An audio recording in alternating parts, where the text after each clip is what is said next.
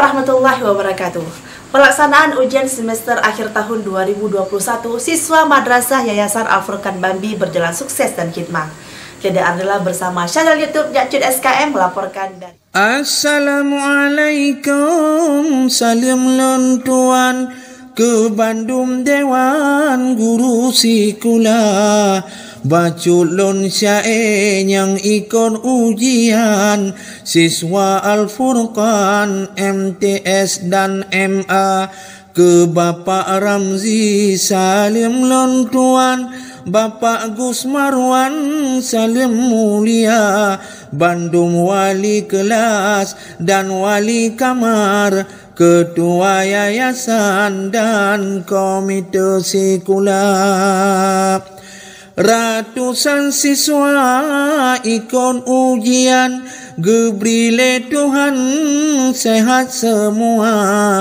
Yung gohlom mulai acara ujian, na pengarahan dari kepala. Dan segala hari ini penilaian akan dilaksanakan dan semoga menjadi penilaian yang baik, yang jujur, yang berakhlak. Cukup berseri guru Al-Furqan, cukup dan tampan ban mandum siswa, pakaian rapi, Bandung seragam, siswa Al-Furqan ramela goina.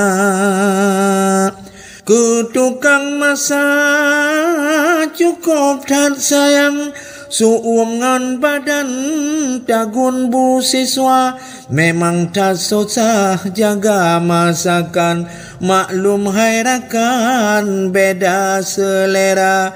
Petugas piket cukup sabar, tamu yang datang ke pemulia, nah yang titip peng dan titip barang, payah tulenan ngat be metuka.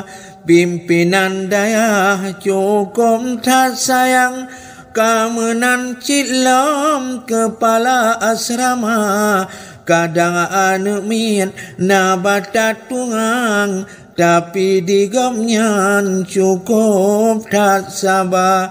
Terima kasih akhirul kalam, Madrasah Al-Furqan terus berjaya.